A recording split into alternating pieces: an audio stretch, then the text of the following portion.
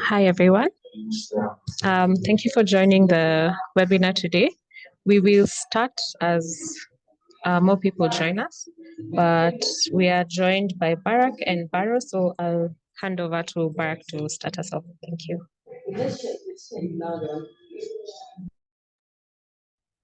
Hi, everybody. Just confirming, Vanessa, that we can begin. Do I still give it a few minutes or we can begin? We're thinking because of time we can start, and then because it's a recorded session, anyone that joins us later can access the video.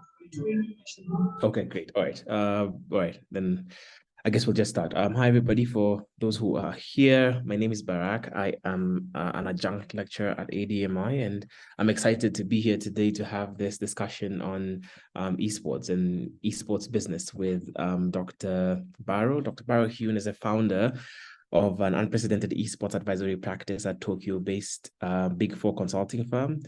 His experience growing up in South Korea and the birthplace of esports business has been central to his success with the advisory business, which has a pool of major clients, including the Japanese government. He's been teaching esports business at Keio University since 2018, and he's frequently appeared in major media outlets like the Nikkei, the world's largest financial newspaper. He was also the editorial supervisor for the acclaimed book, A Primer on Esports Business. Welcome, Baro. Thanks for having me. Nice to meet you back. Yeah, I hope awesome to be here today. Oh, great. I hope the bio's done you justice. Yeah, totally. Yeah. Thank you. Okay. I guess we're just here to discuss the esports business. And for the people who are in attendance, any questions that you may have, please put them in the chat. We'll try and address those through the conversation that we have. So maybe we can just start with, Baro, you could just tell us, I guess, your introduction into esports and how you got into the industry in the first place. Absolutely. So since we have time, I'll do a little longer version of that. So by the way, it was really good to see the video that Lila helped us produce for last year. It's already a year ago, and that was a fantastic production you guys did. So I'm really great to meet you all. I'm Baro Hyun. I'm originally from South Korea, and I've been living in Japan for the past 7 years now. My life had nothing to do with esports and gaming, honestly. My professional career had nothing to do with gaming. I just grew up as a gamer, as any other fellow Asian kid would do. I played a lot of Mario when I was young, and I lived in the States for half of my life, and I was actually trained as an engineer. So I have a master's and PhD in aerospace engineering, and I also worked at an automotive company called Hyundai Motors in South Korea as an R&D engineer. I thought that was pretty much, like how my life's going to pan out, but then something was missing. It was a good work, good pay, and everything was there. It's just that I wasn't really enjoying what I was doing on a daily basis, the engineering especially. So, and then I did some soul searching for 3 years, and I realized that I didn't want to die as an engineer after all what I've learned and all of stuff. So that was about the time when I started searching for a different career, and it ended up becoming joining a management consulting firm called KPMG. And that was about time when I moved to Japan because my wife is Japanese.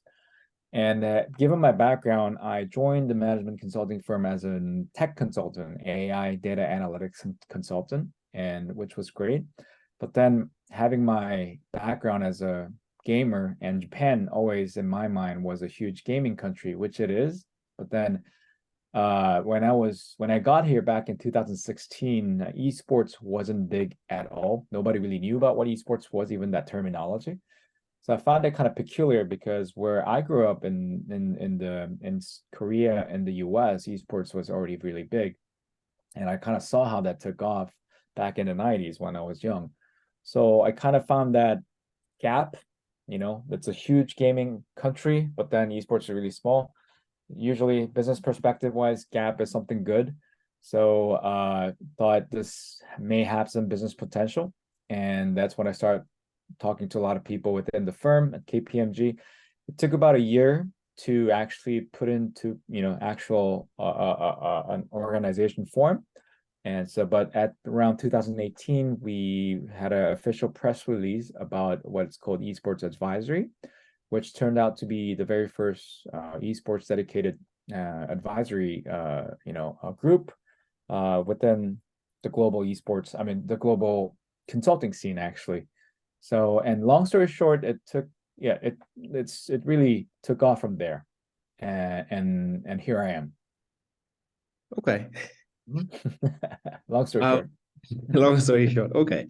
I guess that's your introduction. What did it take for you to, I guess, look at gaming from a different perspective, where I guess you said you grew up as a gamer. I wouldn't say I'm a avid gamer, but I do game. I have played Mario Kart. I do own an Xbox. But I game for leisure, So I guess one of my questions is what did it take, or what did you need to change for you to look at gaming as a potential business opportunity, starting as a spectator? A fantastic question. So just to give you a little background too, I was never a competitive player myself too. I was just one of any other kid, lay people who play for leisurely. I was actually never on the good side. I was actually more of a poor player compared to my friends. But then it was really on the business side of it. So I approached it entirely from the business perspective. So it could have been something different, some different field. It could have been automotive or whatever, but it happens that I found that in Japan, I found that gap that was happening, and I found it kind of weird.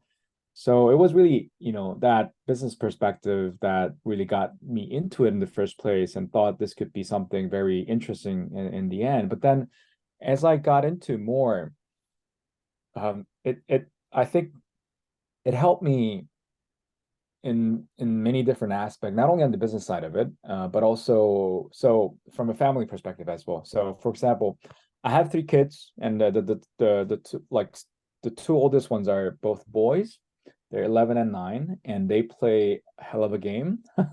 And we've been for example, I can connect to them way more than before, since I got into this. I mean, this is my job now, right? So this is what I do for my living, and I actually rely on them to give me insights from their perspective, because it's really the Gen Zs and Gen Alpha who really gets it, what the gaming scene, esports scene right now is going on. It's beyond what I can comprehend, honestly, even though I do it for full time. So it also, opened up more opportunities for me to understand my family, my kids, and also in that respect, I'm sure it's something vice versa as well for my kids as well. They could relate more to what dad is doing.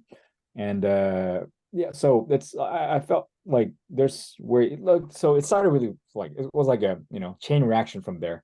So something business, and then very personal, and then also there's something stemmed from there, and then I'll it's like keep on that going on that spiral, I would say. Yeah. Okay. Maybe just to touch on what you mentioned, because you said you were in the States, if I'm not wrong, you said that you were in the States when you were seeing the gaming industry, beginning to explode there. What is it that you saw there that when you now moved back to Japan, you were like, okay, there's something that's missing here? What is it that was happening in the States at that time? Right. So actually, to be precise, it was back in Korea. So Okay. what happened in Korea was it was back in the 90s, around like mid 90s, 96, 97, 98. And I was about junior high school student.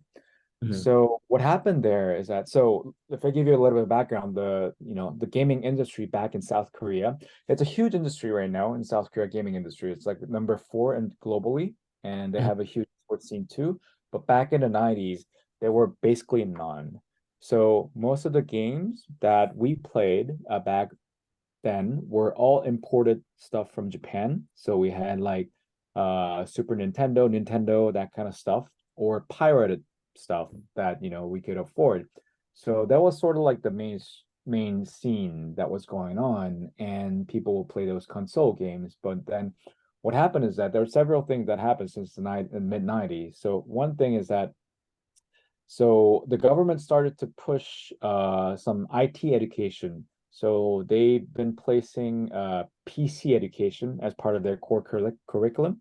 So it's part of like being an elementary school student, you get to learn what this thing called computer is, personal computer is, and get to learn basics and learn how to type and all that. So we kind of got familiar with what computer is because we never touched it before. And then second is that there were the internet, the modem back then, or so those like network connection got slowly implemented. There were infrastructure getting in place.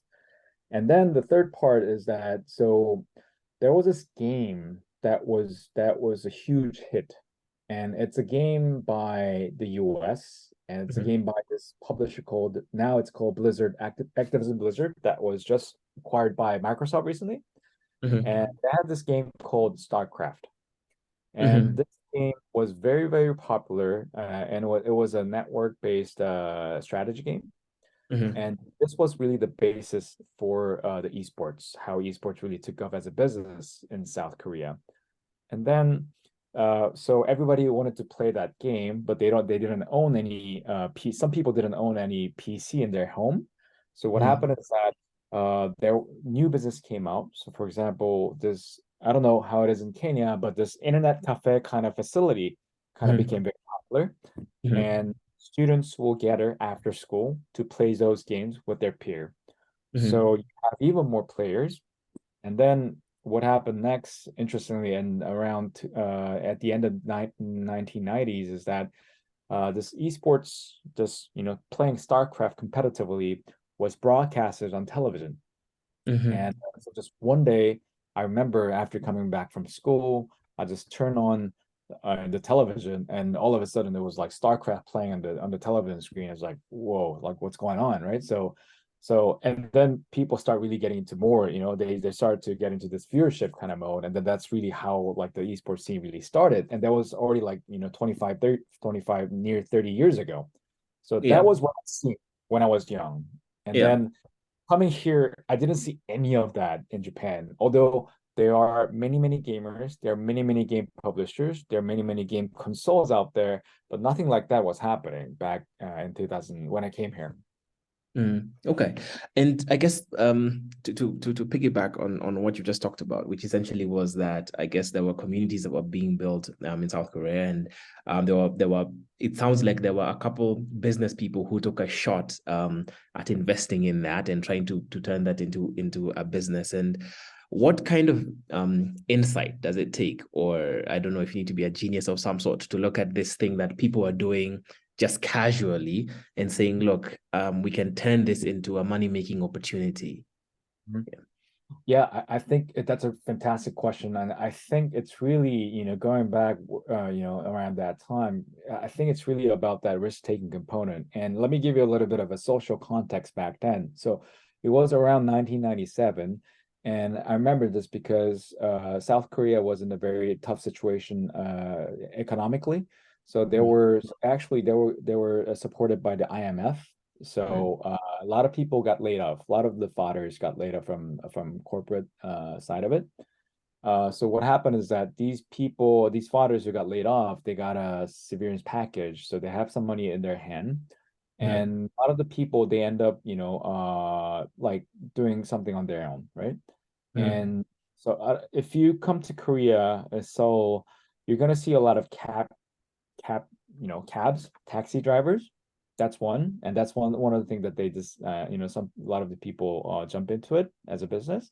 And another thing is you have a lot of fried chicken restaurants. That's another thing that they ended up doing it.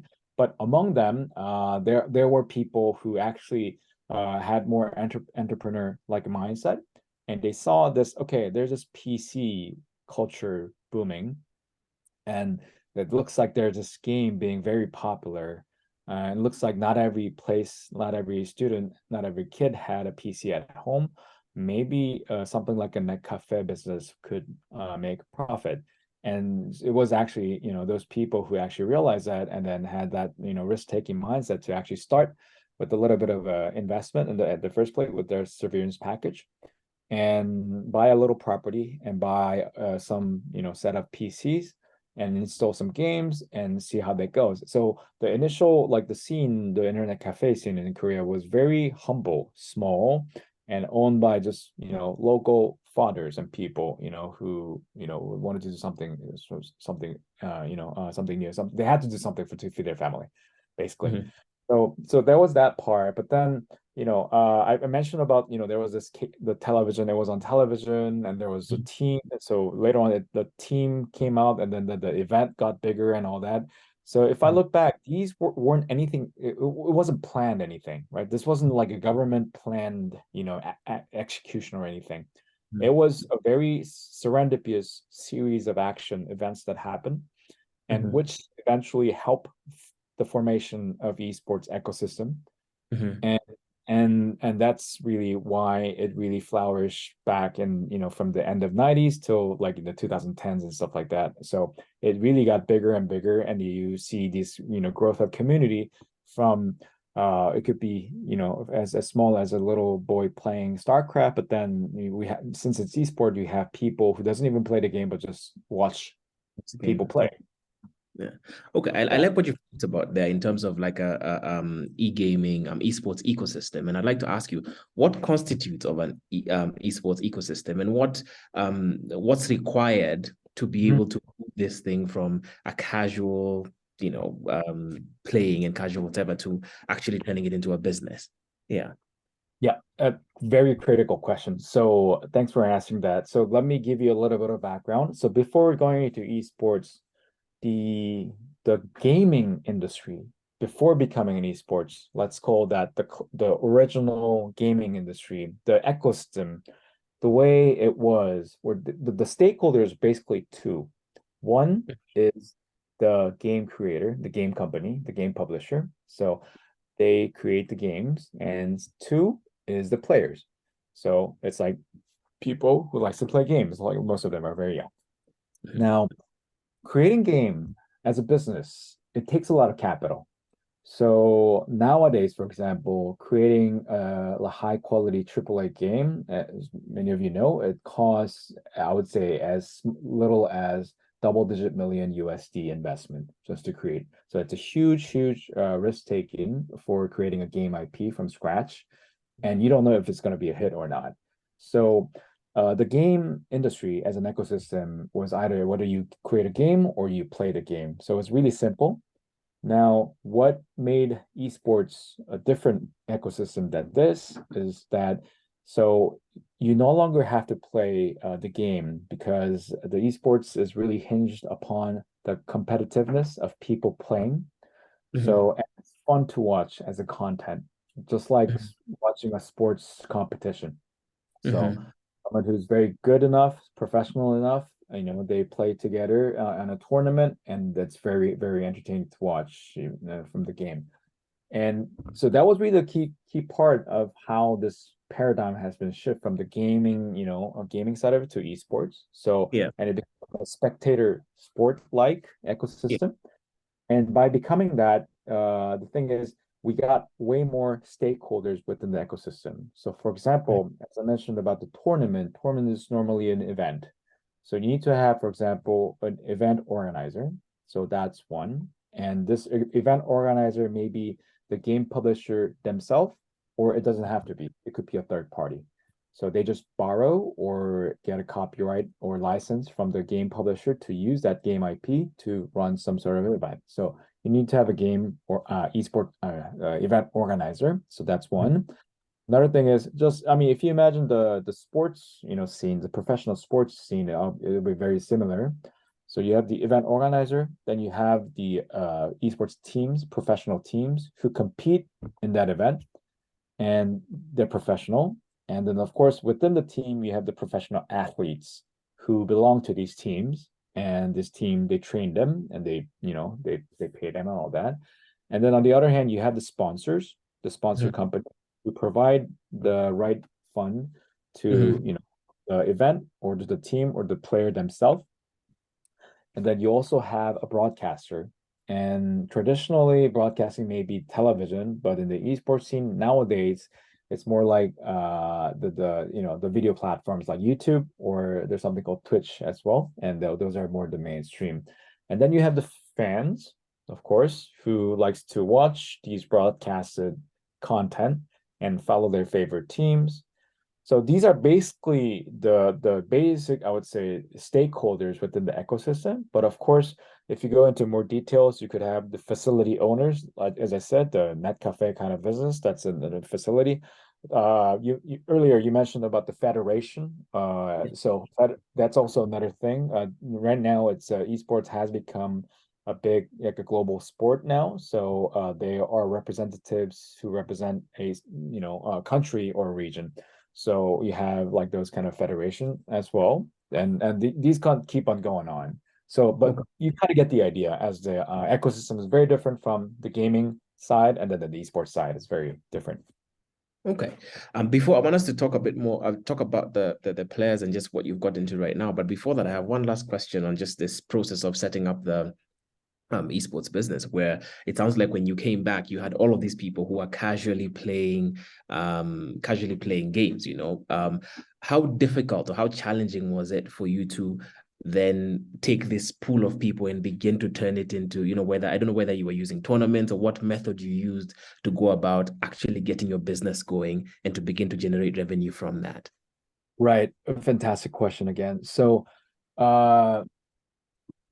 as just to give you a background, so as a consultant, management consultant, we are mainly a B2B business. So our clients are mostly companies or some sort of institutions, right?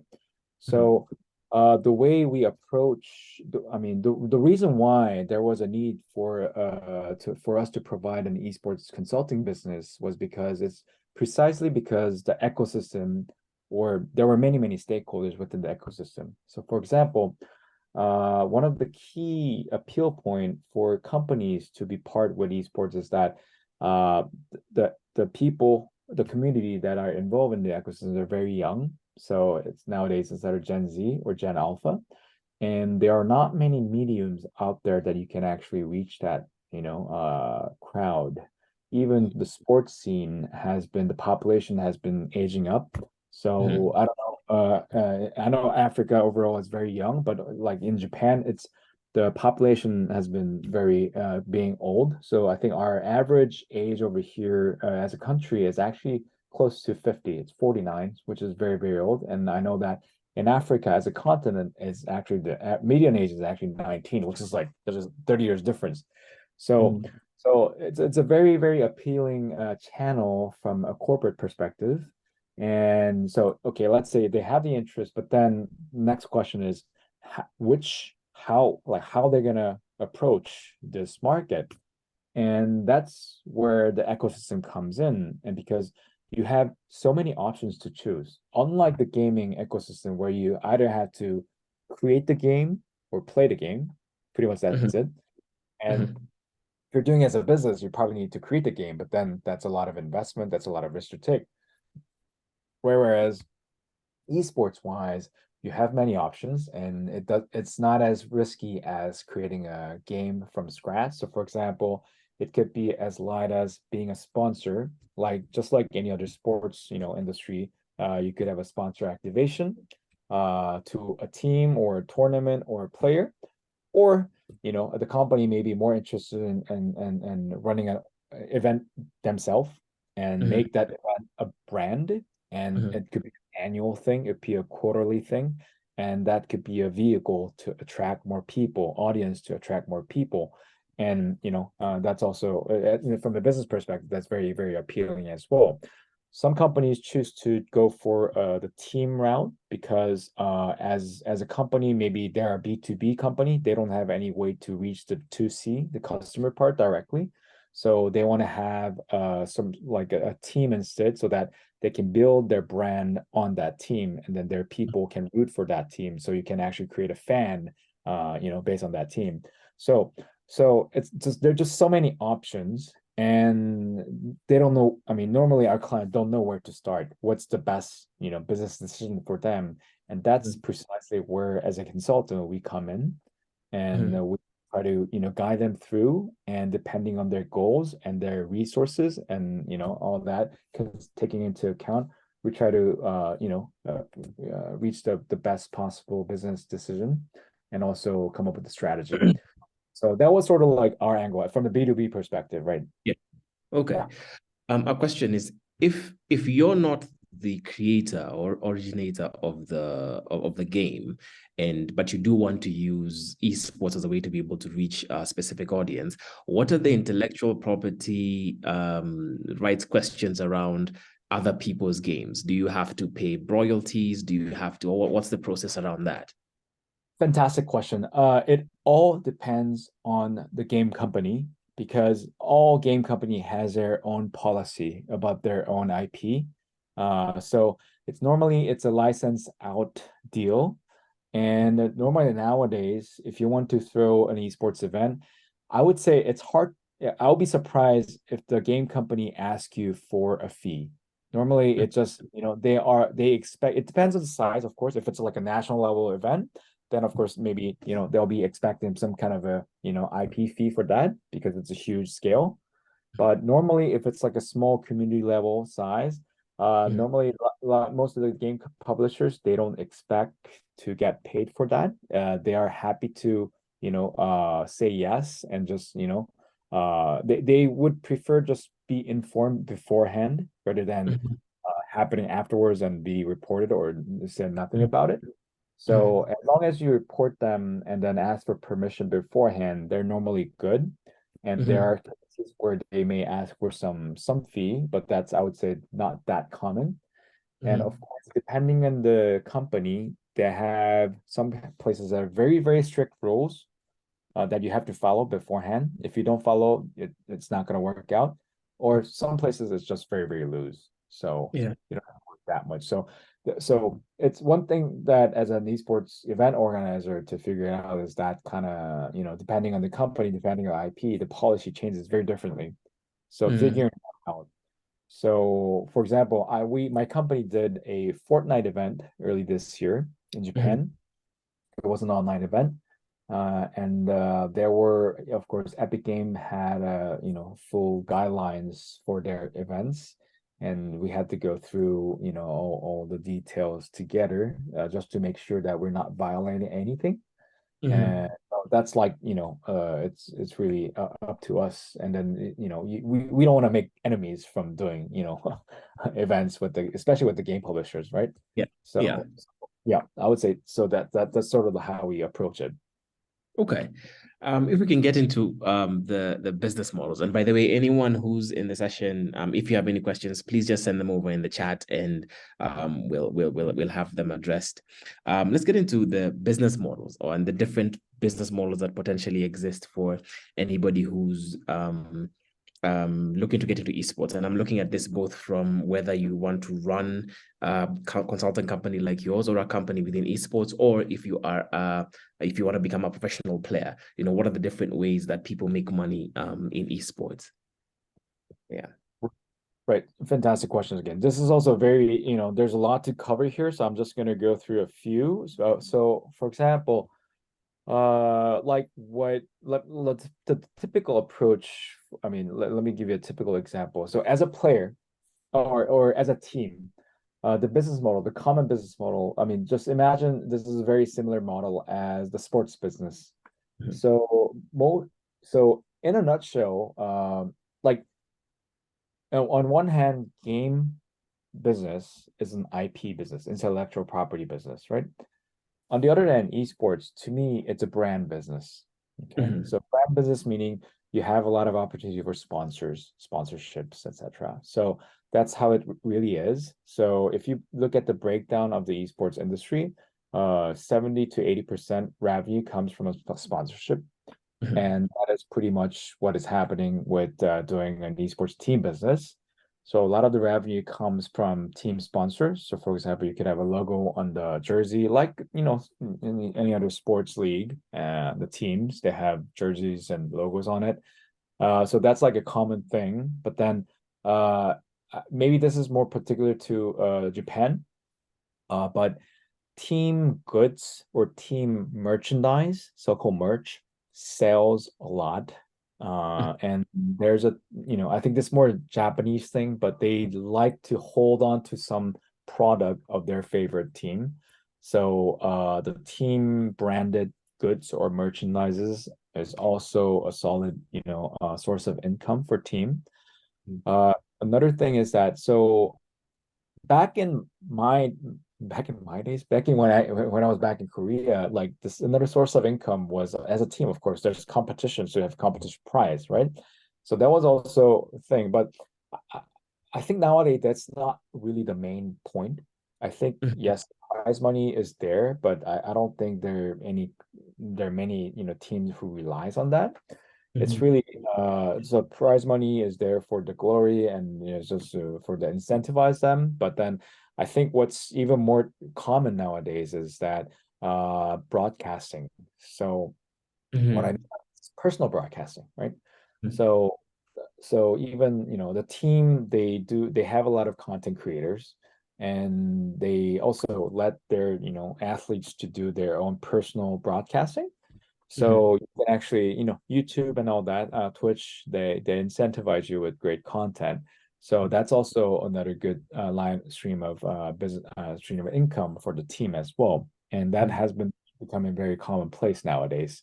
So normally, even as a team, you have largely two different roster. One is for competition. So these are really, really good serious gamers who competes in competition. Whereas on the other hand, you have the streamers, you have the content creators, where they may not be as good as these guys, but they know what's interesting to show, So, the game streaming and all that, and they have viewers, and then you can have sponsors based on that viewership as well, etc. So I would say those are like pretty common, business model lately. That wasn't available back in the 90s and early 2000s, but now it's more commonplace. And also, I think maybe compared to like a sports scene, professional sports scene, I think the personal streaming is not really common in traditional sports scene, whereas in the esports scene, that's something really common. So I think that's very different. From a consulting point of view, my business, I mean, consulting business is not, it's not a typical business model that you will do in the esports ecosystem, but because we're positioning ourselves as a B2B business, so it's something not very typical.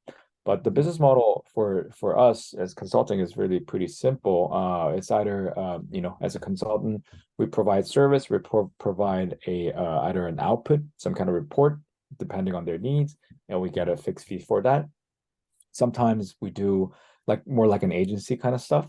So if there's like a sponsorship deal and we see there's an potentially interested in team and also potential interest sponsor, we try to make the match together. And if the match is successful, then we get a cut based on the the entire pie.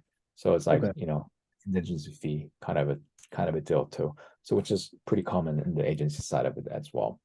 So hope that's like one of the two of the very, very many business model out there that's ongoing right now. Yeah. A question on the streaming, the guys who stream against athletes, against professional athletes. So I guess as an outsider, so the pages that I see on YouTube of people playing all sorts of games, are you saying that very rarely will those people be actually competing in tournaments as professional gamers, and professional gamers are separate from these, I guess what you're referring to as content creators? Yeah, so I think this is like, it really depends on the scene as well, but that's what we're seeing right now in many different places. So for example, the tournament that we organized, my company organized early this year, was a tournament between the famous streamers. So some of them were really, really good players, some of them were pretty good, but not like very top level, but still they're really famous, popular. So people like to watch them compete. Yeah. And it works, and it was very successful to our surprise as well. So, and also it's really about that viewership that really cares about, that this esports scene. That's really what's really important, and that's what it makes it happening. So what happened is that oftentimes like these players, like the very, very professional players, they may be very good in what they're playing, but on streaming, they may not be that fun to watch because they don't talk much, for example. They're not an entertainer. They're great players, but they're not an entertainer themselves, for example. It's a completely different skill sets, actually, right? And it's hard to come by with one single person who has both skill set. That's like, that's rare to come by. So I think along the way, esports team realized that. So they have like two different rosters within the team. So the competitive part of it and the content creating part of it, and it works so far. Which side do you think makes more money, or which side do you think takes more money home? I think honestly, it's the content creating part of it. Purely because they're able to pull in more viewership and more numbers. Yes. So the I think the primary reason for that is for the competitive side of it. The way the way they're making money is through tournaments, official tournaments, and the prize money, right? And then if they need to be, if they're good, then a lot of people watch, and then they got sponsorship opportunities. Now, what if you don't have those tournaments in your local region? And so you need to have that as a background, right? So it's kind of relying on an external factor that a team cannot control, for example. So I mean, if you have places like Korea where you have like the League of Legends league going on for almost 10 years, more than 10 years, but then you have places like Japan, they didn't have that. And, so sometimes there's really very, very active competition scene, but not always, not like, there's not a long history here yet. So on the other hand, content creating side, they can do anytime they want, as frequent as they want, as long as they could good content, people gonna watch, and the world's audience is yours as long as you can find your own niche. So in that sense, you have more. I don't know if this is the right way of putting it, but like a job security, because you don't need to have a competition, external competition for what you do. So for a market like ours, for example, which is in its infancy stages, would you say then, if you want, for someone to get into gaming and want to actually make money from it, it would be a wiser decision to get in from the content creation side, and position yourself as a content creator, e-gamer, rather than trying to get the professional athlete side, just purely because of the lack of tournaments and the logistics to be able to even get to these other international tournaments? That's a fantastic question. So strategically, I think that would make sense from very infancy state. So because it's also, you can like content creating, you can start as personally. You don't need a team to do that. A lot of the successful content creator, they start themselves, and then they gradually build their fan base. And once they get more people, then bring in more people, and then have more production team like that. And I'm sure Mr. Beast is doing the same as well. But you can start yourself, start small, which is always good from a business perspective. But on the other hand, it's not that, I don't think it's that the content creating side is the best. I'm not saying that, because what you can actually see, the competition side of it, is that there are actually more hardcore fans for competition side of it. So as a team, so you would imagine and like EPL, Manchester United, or like they're diehard fans for that, right? So I think there's something very like close to human nature to it. So I think people like competition, and they like the story that stems from competition and all the drama that makes them happy and sad and all that. You're not going to have that in just content creating part of it. It's going to be very entertainment oriented content, instead of like someone like with less drama creating and all that. Whereas the competition side of it, there's that component, and those are, I think, as from a content perspective, very, very powerful. And so one of the reasons why Japan really took off lately in the esports scene is that, so there was this esports team that did a really good job on a global esports tournament last year for Valorant. And it was, I don't know if the Japanese manga or anime is popular over there, but it was like a manga story. It was like we thought they were losing, but then they got back and they won, and then they like was the top three in the world. So it was like everyone's like going crazy. So that kind of emotion lasts very long. Mhm. So I think that's something that it's probably it's not a good idea to overlook as a business. But then Yeah. from a start point, aiming that from the beginning will be pretty hard. So Mhm. I would say maybe as a starting as a content creator, and then once you have certain base, then maybe you can start, maybe expand it out to a more competition side of it, and then Yeah. also start to find more competitive scene, or even make a competitive scene yourself. Yeah. Okay. A question around, I guess now the esports athletes. Because I know you've talked about Gen Z and Alpha being the predominant people in the space right now. What's the average age right now of an esports athlete, and what does their daily, in your experience, what does their daily regimen sort of look like? And then I'll ask a further question based on the team setup. Yeah.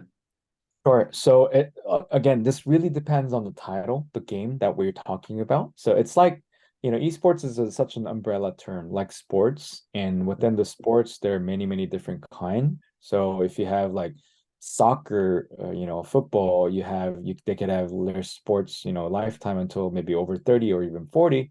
Whereas, and if you have figure skating, that's like early 20s, then you're done, right? So it's similar to that. So some of the short ones, I would say, or the lifespan as a lifespan from a professional athlete, Mm. things like, so there's many different game titles or game genres out there. But one of the short one is strategy type game. So for example, there's a genre called MOBA, Mhm. and MOBA, the world famous MOBA title is League of Legends, Mhm. and this game has so it requires a lot of different things. So a lot of different skill set in your mind, but also your sensory motor control, reaction time, and all that. So normally, if you're like say 20, early 20s, then I think you're about to retire. Maybe 24, 25, you're probably about retiring, and you're Mhm. probably on the older side and your team, because most of the other teammates will be in their late tens or something like that. So and we're Mhm. in team that's a specific genre. Whereas uh, if you look into the like a fighter game type, Street Mhm. Fighter, Mhm. again, those are more generous in terms of age, I would say, because it like the skill set that requires you Yeah. has less burden. So, for example, the Street Fighter scene are dominant by 30s and 40s, and Right. by the way, the Asian game that happened in China this year, this month actually, they had Mhm. Street Fighter 5 as a medal sports, and then the Mhm. one who got the gold medal was a Korean guy who was 44 years old, and he was like probably the oldest guy who actually got a medal. Mhm. But you can still get a medal as 44 years old. So it really depends on the IP, I would say. So, Mhm. but you get the idea. Yeah. Now, now going back to your next question about their daily, the regimen and daily, life as a player. Yeah. So it also depends on the, I would say, the IP. But for example, like the League of Legends kind of a thing, that's like, if you're not familiar with that among the audience, it's a basically 5 to 5 PC game, and Mhm. you play as a team. And what's really important is that strategic thinking and the teamwork, the communication and all that. Mhm. So some of the pro teams, like for example, there are many, many good teams in South Korea, Mhm. and they basically train 10 hours a day at least every day. And Mhm. this is like 5 people together. They're like basically living together, spending time most of their time together with their coaches and analysts. Mhm. And if you're on the top team though, like uh you'd be lucky to have like say a even a gym in the Yeah. office. You Yeah. know, physical training is very important too. Yeah. So, for example, if you go to in the United States, where American football is very famous, there's a team called Dallas Cowboys, which is Yeah. like one of the biggest team, Yeah. and they have esports facility called Complexity Gaming. It's for their team. And basically that, within that facility, they have like a huge, athlete gym as well. And pretty much it's the same gym that's used by the actual American football team as well. So the top tier team, they emphasize a lot about not only the playing good game, but also the physical side of the training as well. Also, what's important is the mental side of the management, because you spend a lot of time on playing games, and these people, they're not, it's not like they have a lot of pressure from what they have to face. So normally it's they need a lot of mental care as well. So some of the team has these mental care specialists. So but yeah, I think 10 hours a day training, that's like, I would say, normal for a League of Legends kind of scene, for example. But then if you look into like Street Fighter or different games, it may be totally different. Okay. I'll read a comment here from Serge, who sent a message, sent a comment saying, I'm an esports coach from Kenya, and it's my second time getting my team to qualify for international tournaments. So the competitive side is just as healthy as the content creation right now in Kenya. Before I address his question, that he has asked a question earlier, I wanted to ask around, based off of this, the coaching side of esports. What kind of I guess, what does it take to become a coach? Is it someone who's participated in the game for quite some time, or you've talked about the different elements of strategy and mental health? So is it other professionals who have studied other specific skills and are coming to help the players apply, be better strategists, or understand their psychological states and how they can better manage that? Yeah, what's that scene like right now? Right. Great question. So I think largely there are two types. So what's very common is formerly a professional gamer. So after they retire for whatever reason, the so-called second career path often becomes a coach. So we have many, I mean, this is very similar to sports scene, right? So we have many great coaches out there who used to be a professional player themselves, and they decided to go on the coaching route themselves. I would say that's one. But we've seen cases where they were not much a gamer themselves. They're maybe a sports coach or even something else. But then they decided to do an esports coaching.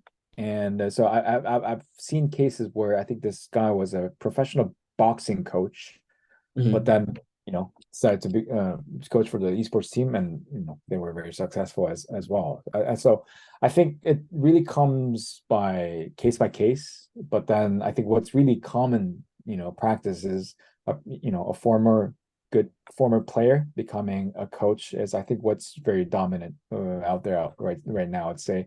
Now, becoming a coach, like if you look into, like, say, the soccer, football, or baseball, I'm sure there's like a dedicated curriculum, and there's just like sports management schools out there that you would follow to become a coach in the future. Now, does esports has that globally?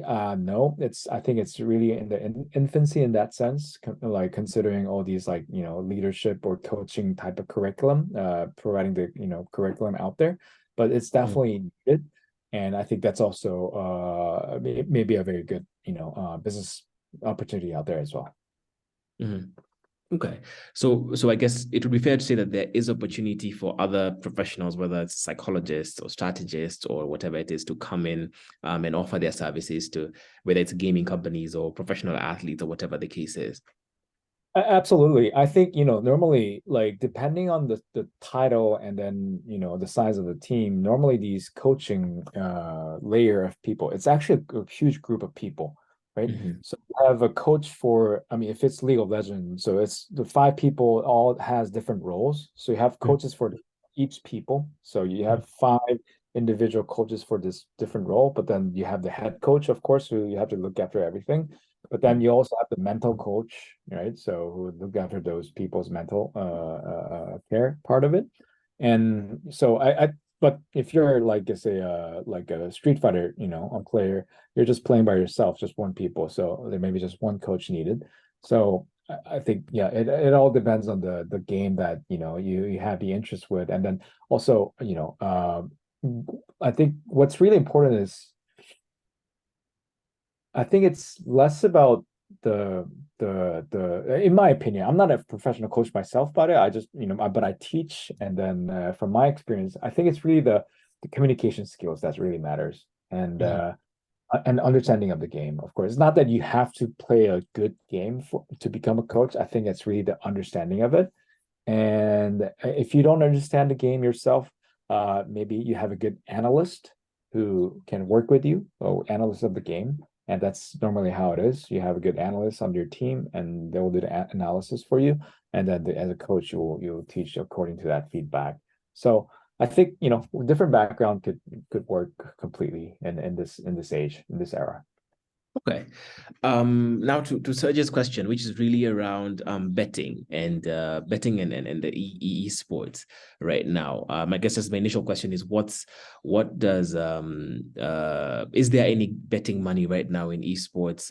How much does it contribute to the general income around the esports ecosystem? And are there any regulations, again, looking at specifically if you're saying that a lot of the athletes are Gen Z and Alpha, which are really, really young people. So are there any regulations around that as well? Yeah. Right. Esports betting is it's very region specific topic, and there's no global scene for betting, I would say. That's not a mainstream because a lot of the game company who owns the IP, they don't appreciate the idea of people betting on their game IP. It's, because if you don't treat it well, people start looking into it as a gambling, and that's not a good thing for them as a game publisher, IP owner. And then another thing is that, so in the past, so when South Korea, been doing very flourishing back in the 2000s, with their esports, scene going on, so betting naturally came out as an industry in South Korea, and it gradually got bigger. But then, of course, with betting, in order for betting to be successful, you need to have a good compliance and governance to be in place as an industry. Now, I would say maybe South Korea didn't have the best of that in place. So what happened is that back in 2010, we found out there was a fixed game scandal. So even like one of the top player, maybe comparable to, like, say, Cristiano Ronaldo nowadays, who was a really famous player in esports, he was actually involved in the fixed game match. And because there were a lot of betting money, on stake for that very match, so that became a huge scandal to the level of a national, news, national news, and then the entire industry kind of got damaged big time.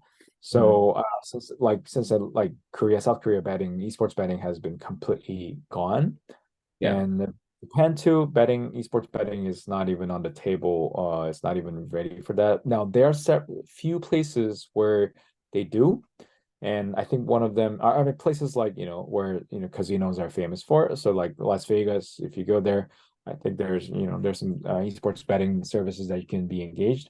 Or if it's Europe, I think Malta or even UK, there's some esports betting going on. But I don't think it's anywhere comparable to, like, say, horse riding betting around the world, or along that line. So I think there is potential, and if used well, if exploited well, the ecosystem can benefit big time. But then again, back to my point again, in order for that to happen, you need to have a good compliance and governance in place, which it's an area that is hard to establish as a for-profit private company, as a single entity. So it's an area where probably government has to come in and play. And but I think there is a huge potential for that as well.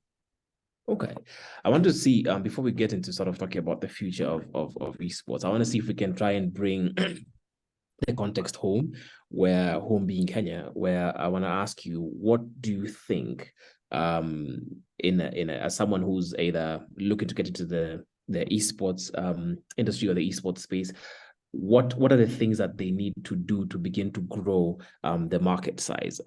What are some things that people can do to try and grow the esports, whether it's from the watcher's perspective or the player's perspective? What are some of the things that they can begin to grow, do the kind of tips and tricks that they can apply in their business model to try and get that process going? Fantastic question. Thank you. So I think I wish I've been there. I'm gonna get there at some point. So I'd like to learn more about the Kenyan ecosystem. But what I can see from where I stand is that, so from an infancy, I think gaming or esports, either way, it's deep down, it's really a community-based business. So it's critical to build a community, however small, and you start small and then build from there. So I think, I don't know how big is the community right now in Kenya, whether that's a game playing population or the viewer population. I think, in order to do any sort of business that is going to be profitable, I think having a sizable community is very important. So if it's going to be a game player, perspective, maybe there's, I don't know what's the main form of gaming in Kenya, but if it's console, maybe and you have to have more console, maybe facility business, or if it's PC, some places maybe it's mobile, and mobile maybe there needs to have some popular IP very that become a huge hit, and then so a lot more people will start playing it. That's one. But then from a viewer perspective, you want to have more community. You definitely want to see more content being out, and it could be in the tournament form, but I think that's that could be pretty costly, organizing a tournament. So I think probably the best, most cost-effective way to produce good content, I think it's really individual streaming or individual content creator. So having those would, I think, like basically game streamers, right? So having those people more from Kenya, I think that could be interesting to have more community built. So for example, my wife, she doesn't play any game. She's recently started playing this thing called Animal Crossing, but she never played any game in her life. But she watches YouTube video gaming play YouTuber playing games. So she just put the video on, and it's not like she watch, she just listened to it, like listening to a video, right. So that's very, very a good way of engaging as well. I mean, for a casual scene, for a casual player. So I mean, it's really, I think the esports deep down is really about that casual group, the leisurely group, instead of the core player. That's really the gamer, but I think esports is more on the focus on the leisure side of it. So incubating more of those leisurely or casual group I think it's going to be very critical for market in the infancy. Okay.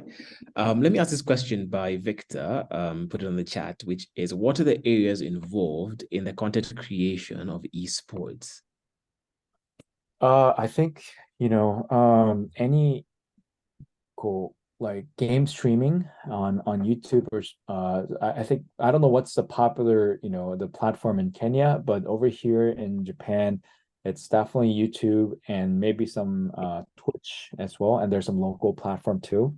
But I think what's been popular, like orthodox mainstream, is basically game streaming, and then they have either an interesting personality, interesting voice, or something peculiar, or they maybe have an interesting outlook, like an anime, like a costume player or whatever.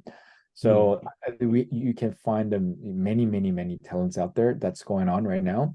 Lately, especially in Japan, what's been very popular is VTuber, virtual YouTuber.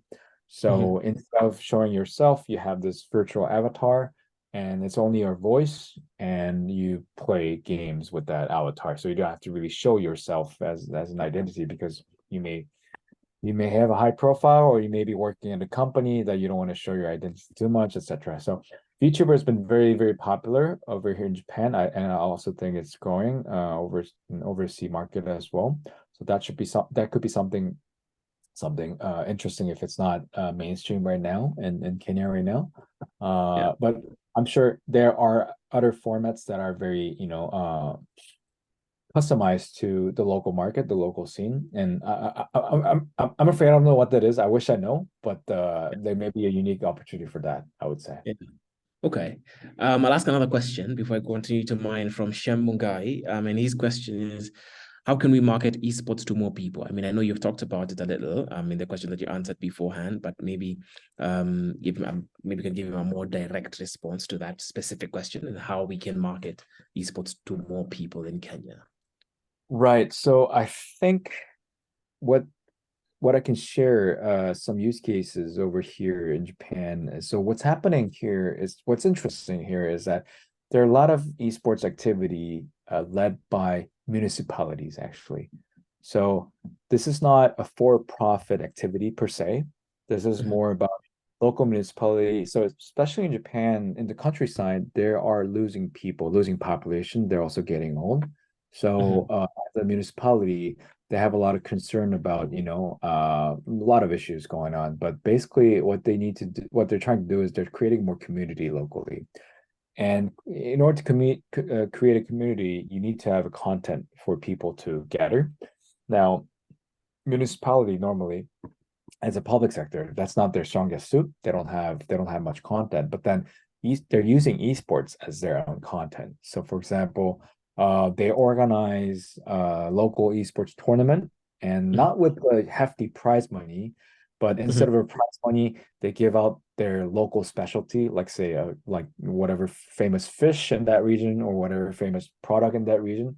So it kind of, it kind of gives that, like it makes sense from the municipality side, right? So because it's their region and they're trying to represent that and all that. So that's has been very, very ongoing scene for the past few years in Japan, and I think it's very interesting to see. And also it gives them so one of the things that a lot of the gamers or esports people encounter in society is that they just have negative connotation about gaming and esports. There are just a lot of people.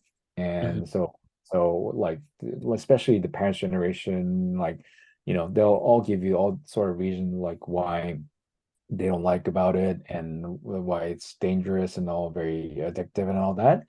So I think this municipality activity kind of changes that perspective in a more, positive spin, because it's not really a for-profit, but it's really for creating more community, promoting the local economy, and and also you could do an educational event. You can do a more of a senior event. So another thing that they do is that they actually do esports event with seniors too, and also do esports event with the city mayor. So there was actually a mayor cup. So one mayor and another mayor, they had like a demo exhibition match, but Street Fighter 5. Right. So it's and it's fun to watch, your different mayors playing each, right? Another thing that I did personally when I was back in this company called KPMG, we organized an esports club activity within the company, and it was about 1,000 people company, and if you have that many people in a company, trust me, there are actually many gamers and esports fans that are not, they don't come out very obviously, but if you poke them, they come out. I mean, they'll gradually show up. And then we started to throw these esports tournaments every quarter inside the company. And then the first tournament that we did, it was good old school Street Fighter 2. That's from the 90s. And we intentionally used that title because we wanted to target the top executives because they are, older, but I'm sure that age group probably have played Street Fighter 2 when they were young. So we made like an all employee announcement, and then soon we got an email from one of the executive, like C-suite, and he said that he used to play this a lot when he was in high school. So, okay, let's come join. So that was a start, and then the second, and then we had a continuation with a different title and have more people get it up, and then eventually we started playing with our client who also had an esports activity. So it was like a client, relationship building as well.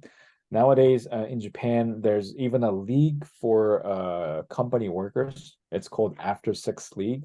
So after work, they go play esports together. So it's really like it really depends on your imagination, I would say. Yeah, You can come up yeah. with you can just target your own niche, and it could be a worker, it could be a student. Oh, another, sorry, I'm just bouncing here and there. Another popular event that happened before COVID, I mean during COVID, was it was a Fortnite event, but it was the participant had to team up as a father and son or daughter, like a pair. So Right, well, yeah, it was like a two-generation kind of team. right, right. And there were, I think the organizer were expecting about 90, maybe less than 100 couple, but Mhm. actually 1,000 couple, around 1,000 couple applied for it. So it's a huge Wow. success, right? Wow. So it's really about finding that niche that makes sense to your local region, I would say. And I mean, you know, I mean, it looks like you had said at the beginning of our conversation that like community engagement is really like that the center point of turning esports into a business and trying to turn that, whether it's like you said, the mayors, the two mayors playing Street Fighter, or within your own organization at KPMG, really about trying to find innovative ways of leveraging this element of community, and how do you bring it out? How do you bring people together to just essentially like have fun and enjoy themselves? Next question I have here from Emmanuel, from our attendees, and he asks, how does the esport animation pipeline work look like? I assume that he's trying to find out what the game creation process and the animation process is like, and it's just essentially what that process looks like and what it takes. Yeah. right. Thank you for the question. So, if I understood correct, so uh, there are largely two different parts going on right now. So one is really the intellectual property creation, the content creation part of it. So making the game, more making animation. So that's a one big of a production. The another part is really the esports production, which is more focusing on creating the event, Mhm. creating like a broadcasting content based on this created game.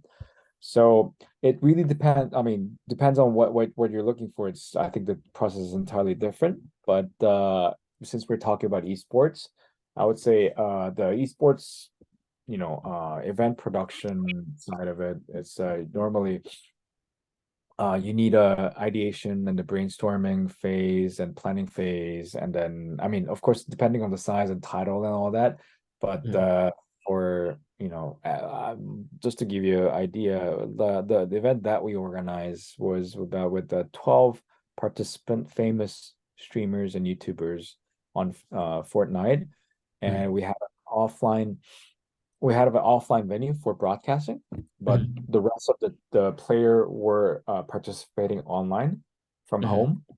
And basically the production was about maybe 2 hours long, Mhm. and until we could find had a final and a winner.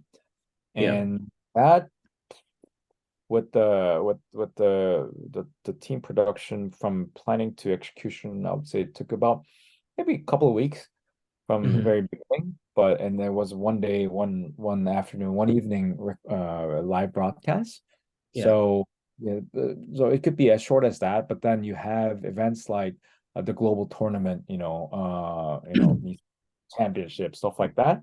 For Yeah. example, next month there will be League of Legend, the World Championship that's gonna happen in South Korea, Seoul, and this is a big deal because there are millions of people watching that thing, and also there will be tens of thousands of people gathering in that stadium. It's sold out in minutes, and those kind of stuff needs planning for in instance at least more than half a year. I would say close to a Yeah. year. Yeah. That's sort of Okay. like idea. Okay. As we sort of move now to talk about, the future of esports and what that potentially looks like. I just asked my first question, and I know this may sound very blanket and general, so I'll let you respond in the way that you receive it, is AI and esports right now. What's the I assume that there would be a big discussion around that right now. What's that looking like? Yeah, just basically what does that look like? Yeah, so actually, like, I don't think it's a huge topic in Mhm. this moment. Maybe AI, the generative AI and game I think that's more of a big topic. Mhm. AI and esports, there has been some activities in the past. For example, instead of watching people versus people play a game, we have, AI playing games against this another AI. And Mhm. this has been done before. I think it was by Elon Musk with his OpenAI foundation some years ago, and then I think there were even some people who find it very interesting to watch. Trying to come up with their own skill set and strategy to do that, to win against each other. It's not a mainstream. I think it's more of an experimental scene right now. Okay. Now, if there is a component that, as a content, if it's interesting and very different from people versus people or people versus AI, I Mhm. think, that could be a pretty interesting business as well, because you don't need, if you don't involve people playing each other, you can save a lot of costs actually. So it's always the Yeah. people or the logistics and that costs a lot to make the Yeah. production. Yeah. I mean, do you think that they would ever what do you think it would take for it to be more interesting for people to watch AI against AI as opposed to, watching the humans? Like what components would need to go into that? I think what I could think from in my mind is that I don't see much appeal to the casual viewers, the leisurely viewers, Mhm. because I think what they're looking for is a very specific, like more of a humanistic component, whether it's like they're what they're saying is entertaining, or the voice is good, or they Mhm. have an interesting story or whatever. But I could see there may be potential for core gamer appeal to core gamers.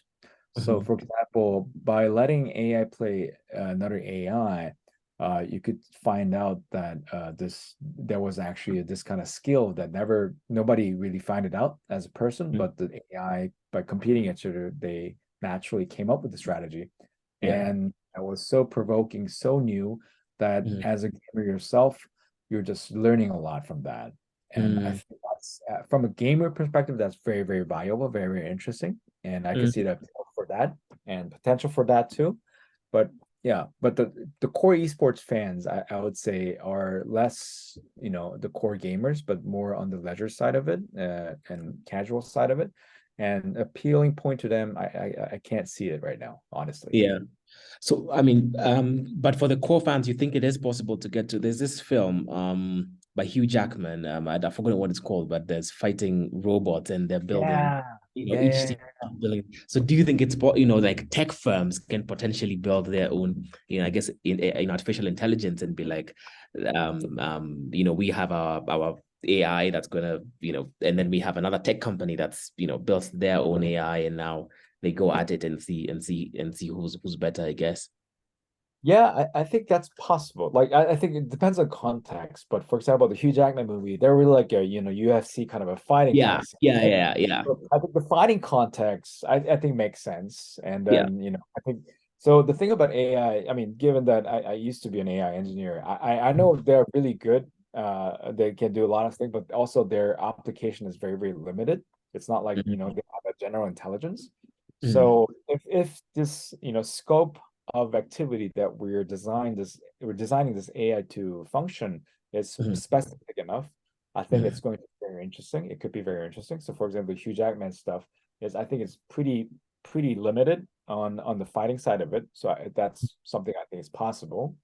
mhm, Now, from a business perspective though, like, if you think of it, like the cost for building the hardware, and that's probably going to be very, very costly, depending on what kind of size and all that. And then the number of people that from that content, how many people that can attract, and yeah. would that really pay the bills for everything? I don't know. But yeah, I think it's plausible. Yeah. Maybe that's the way that Mark Zuckerberg and Elon Musk should fight. They've been talking about this UFC thing. Right. They They've haven't been seemed to picking out have. each other, Yeah, right? maybe we should just develop tech and AI and see who wins there. Anyway, okay. To the future and globalization of esports. In your experience and your from your perspective, what's the acceptance right now from a global perspective? Are people being more accepting of the sport and respecting the profession? Or how much longer do you think we have to go for it to be more recognized and accepted across, especially for younger markets like ours? Yeah, that's a fantastic question. And I think the simple answer is it really depends on the region. So depending on the region, we have places like South Korea or China where it has a pretty long history that's been over more than 2 decades. Whereas you have places like Japan or other countries, maybe in Kenya too, that has relatively short history right now. And those history really matters because it really changes the people's perspective and the society. So I think, relatively speaking, compared to Japan, Korea has more social acceptance in esports. And then, so you can probably argue different region has different, acceptance as well. Now, I think what's really important, what something important happened this year actually, and this is like I think it's going to be very important in the future as well. So maybe a lot of you already know, but the IOC decided to they already held an official esports event this June in Singapore called the Olympic Esports Week. And followed by that, we also had the official Asian Games with esports as a medal sport. That all happened this year. And I think that's really important to change the social perspective because before, until last year, it was all rumor. Like, we were dreaming about maybe this will be Olympic sports, medal sports, but actually it's happening as of now. And looks like it's going to happen every year. IOC looks like they decided to run this every year. And having IOC in the back as a brand is probably the most, trustful event brand that you can think of in history. So I think that's going to change the people's perspective big time. Now, whether the IOC, organize esports as actual esports or not, that's a different topic because they actually adopted different game titles that are kind of away from what I call the legacy esports titles that are popular among, so far. So there are a lot to be sorted out on that side. But then I think right now this year has been a huge step forward for the sports community in general globally. And I think it just, just think about it, having, as a parent, if your kid ended up being very serious about what he plays in games and he decided to go on the Olympics and he brought back a trophy, that's like, it's a big deal. I'll be happy. Yeah. A question around sort of I guess with the Olympics element of of course the Olympics is a medal and everyone comes first. Do you think there would ever be, because I know you've talked about the gamers depends on specific titles and that also affects the potential ages of the different people within those specific titles. But do you think it'll be possible to have like a CrossFit like kind of competition where you come out with like the best gamer like ever, who's good across sports? And do you think that a competition like that is, or does it already exist, or do you think it would possibly come about? So that's an interesting point. So actually, I had conversations with my team similar along that concept. So normally it's just one genre of game being the best, but why not we have a sequence of different genres of game like triathlon, right? And then you may be really good at this one, but not this good. But in total, you have the score, and then you're the best, and so you have the best brain, for example. Yeah. I think that's totally possible, and I think that's so.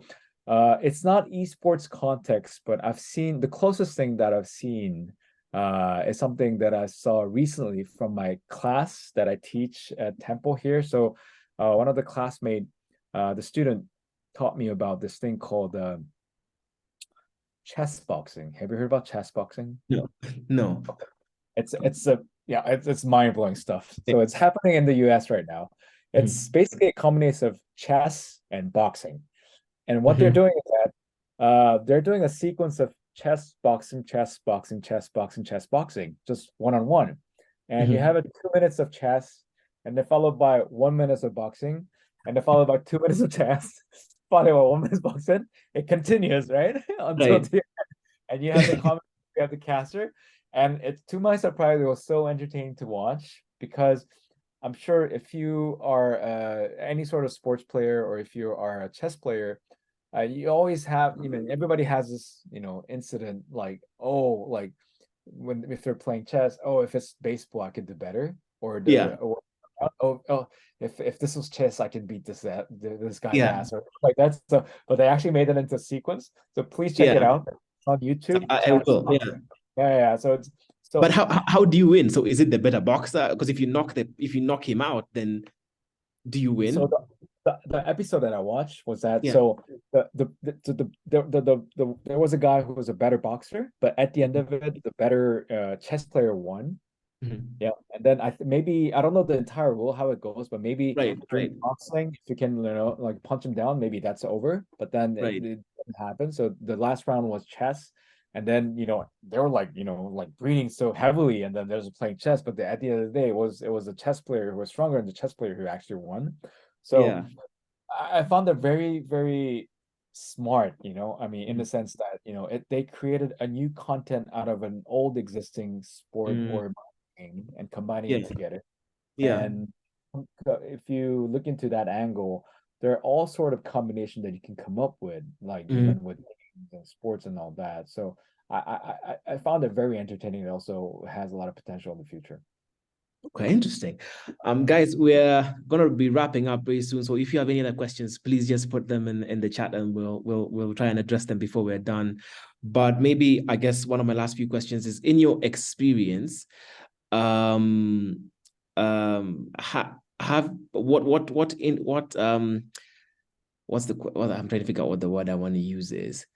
What influence have you seen governments playing in really making a difference for e-gaming? And has it been successful? The same way, I guess, the K-pop has been exported to the world right now. It's a huge genre right now, where 15 years ago, it really wasn't anywhere. And I know that the government has been a big investor in that process.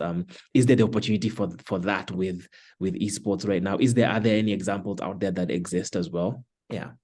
Absolutely. Fantastic question. So it's interesting you brought that K-pop, because esports was also one of the thing that the Korean government supported, and midway they began to support as a public policy.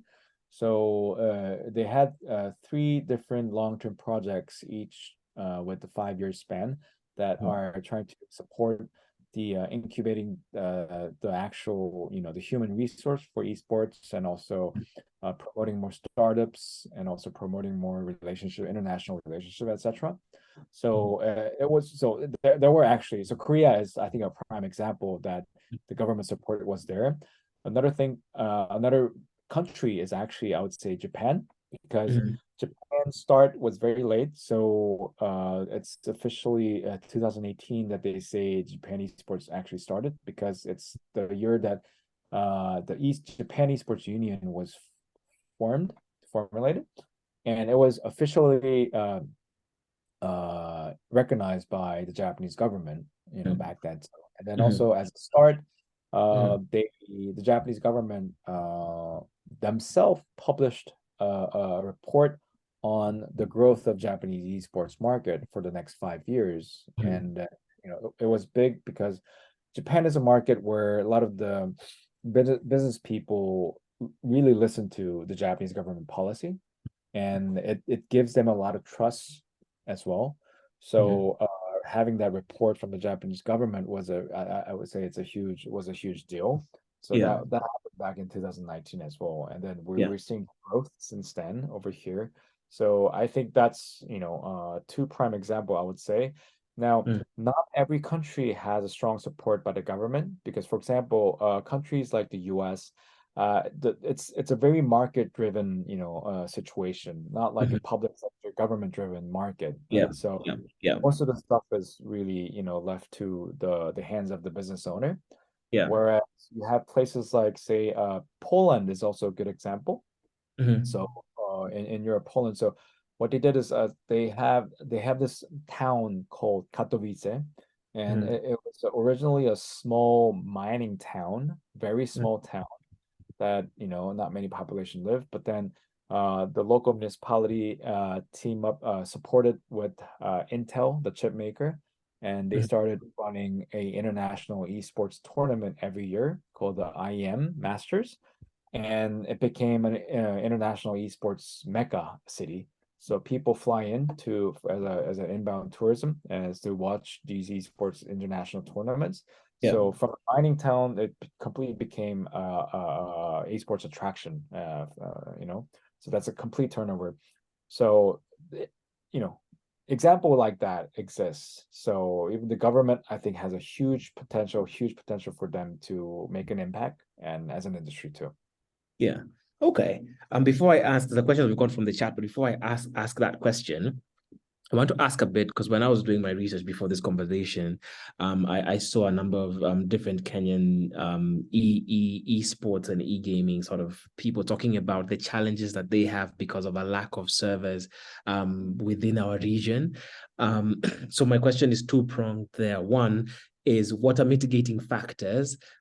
Because so far from what I read and what I saw, the mitigating factor is really expensive, because these athletes need to fly out to international places to be able to really participate properly. Are there any other mitigating factors that can be taken on in that context? And secondly, what does the Kenyan market need to have for it to be attractive enough for them to come and for the the gamers or the institutions or whatever it is to come and set up their servers here to make some of these processes more simple for e-gamers in our country and in our region? Yeah, that's a fantastic question. I don't know if I really have the answer for that, because I wish I know more about the Kenyan market. But I think in general, like the lack of support, that kind of conversation, I think that's a very common thing that as we people in the esports ecosystem, we face that anywhere you go. That's always a starting point. So you have to win against a lot of people's heart, and then, win their heart, and then go along the way, and then try to make more, friends along the way. And then eventually it becomes a bigger body, bigger community, and then people start to listen to you. So it's everywhere around the world, I would say. So like pretty much 100% the people that I met, domestically, globally, pretty much everybody's going through the same thing. And the moment they meet like-minded people, they connect right away because they went through the same thing pretty much. So there are many good practices because it's been a while. This industry has been a while, actually. So there are good practices that we can learn each other from different markets. Good practices, but also bad ones. Like, for example, the fixed match scandal. That's also a good example not to do, for example. So those are the stuff that I think, even a late starter is actually gives them an advantage to start late, because, they don't have to mess around with from scratch. You don't have to reinvent from the beginning. So I think that's late starters, advantage. And that was my stance for the Japanese government as well from the beginning. Like they were worried about, they were being too late, in the game. But, it's actually not. They can learn from the past experiences from other countries. So I think what's important is having that, that knowing that examples, use cases that happen in the past around the world, and try to either benchmark it if it's good, or not do it again if it's something bad. So I think that's going to be very important if the market is a late start. And I think for the second question, I really wish to know. So my theory is that there's always an angle for any local region or country or whatever for esports, that you can come up with something unique. And I think that's really the appeal point. And it's really a matter of the ideation and the planning, and just knowing about what makes that region, or what makes your country, or what makes your people very special, unique to it. And from that angle, you can, kind of backtrack from what makes sense to make this as an esports thing. So for example, the worker tournament, or the father to son, tournament, always very, I think that kind of rooted from very Japanese culture. Also, Yeah. what we do is like we also do like a senior, activity as well, which senior population is prevalent.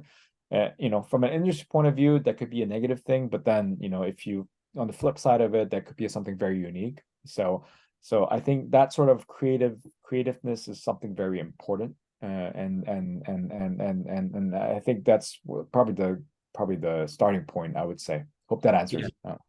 Okay, yeah. The question that we have here, and might be our last question, from Lucy. And I think it's around community development as a whole. And I don't know, so I'll have a two-pronged question. First being, what's your experience with esports for community development in the work that you've done so far? And her question specifically is, in what key social inclusion stroke environmental trends or campaigns would you say esports would have significant influence in, especially given the reach among the younger demographic?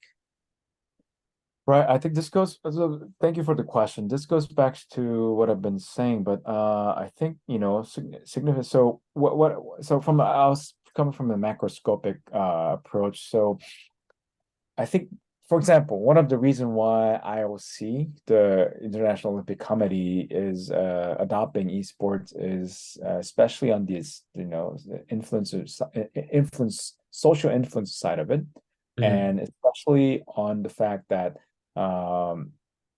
inclusion and diversity side of it. So your background, your racial background, your physical handicap situation, whatever, it matters less when it comes to esports. So, for example, there is actually annual tournament, esports tournament that has been ongoing in Japan specifically for the handicapped, which whatever, right? So this is run by the local municipality, and there is actually they put a huge budget for that because it's a social outlet for the underappreciated people. So that's one example. Another thing is that, so I don't know if this is a common thing in Kenya, but in Japan, there are many young students who deny to go to school. They don't want to go to school. They just don't go. So they kind of shut down themselves in the room.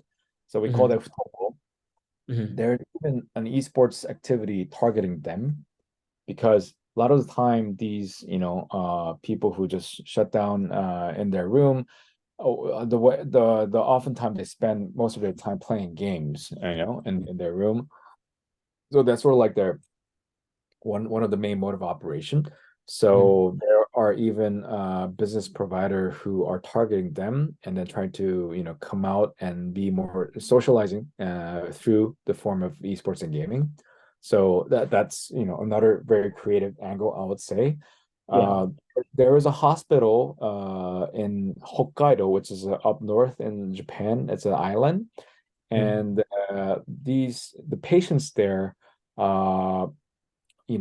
the hospital can be very depressing environment, but there's the head doctor decided to adopt esports and gaming in their hospital.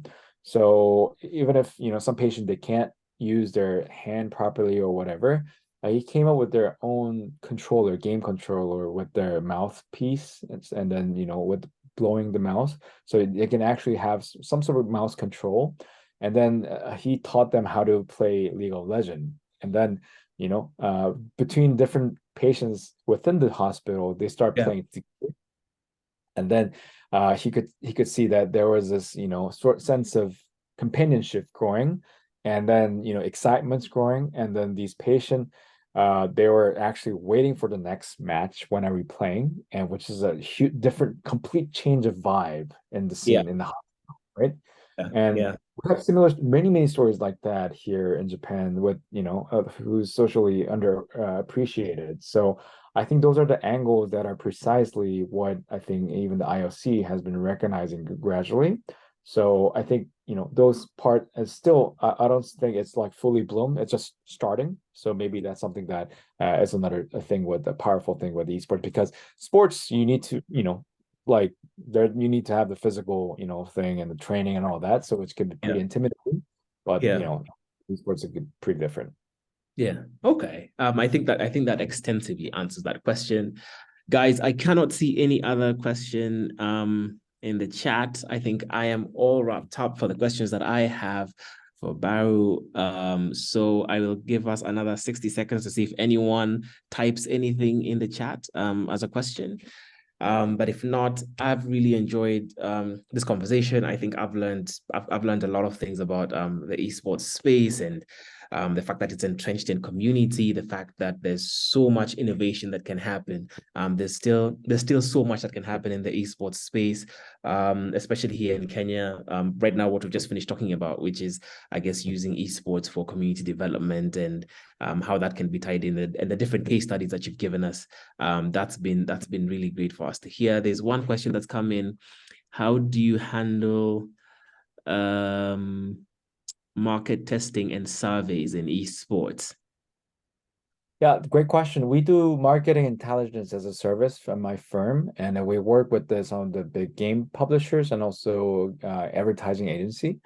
The way, I mean, this is not the only way, but one of the way we do is that, for example, given a very big esports event, we want to learn about their sentiment, like what kind of reaction and what their demographics are. So just recently we used I don't know what's the popular messenger app in Kenya, but in Japan it's Line. It's something called Line. So Line provide a service called Line Research, so we can actually do a survey to a Line user, and we can specifically do a target group design. So and then we basically do a campaign with hundreds of people, and they get the result back, and we do our analytics about it, and basically get the idea. So for the specific title, specific event, what are the the age demographics, what are the interests, and which directly translates to basically very important information to potential sponsors, because if the sponsor is like candy maker or whatever, or it could be a beer maker, or drink maker, whatever. So depending on what they sell, they all look for different demographics. So that's normally how we do the market intelligence. Hope that answered your question. Okay. There's another one that came through, which is, can you suggest how to acquire affordable hardware for gaming? Are there any sites, any places people can log? Does that exist? Yeah, so I think it also really depends on what kind of game that you're looking for. So largely it's free, right? So it's either console or PC or mobile. And mobile, it's just having a smartphone, the cheapest way, maybe. But consoles, I don't know what kind of secondhand market is there in Kenya, but in Japan there's a secondhand market. It's a very console heavy market. So you have a local, you have a big market, actually secondhand market over here. It's normally an online marketplace where you can buy from P2P, it's person to person directly, PC as well. So I would say if you have something similar like that in Kenya, the secondhand market would be a good start instead of buying something new. Yeah. Okay. Yeah, I think I've seen a few places. I think that's still at its infancy stage in terms of being able to buy good refurbished or good secondhand equipment and hardware. But okay, all right. I think then that wraps us up for today. Thank you very much for everyone who was in the session. Thank you so much, Baro, for all your knowledge and just conversation we were able to have today. I'll hand this back over to Vanessa, hoping that you are online and you can then conclude the session.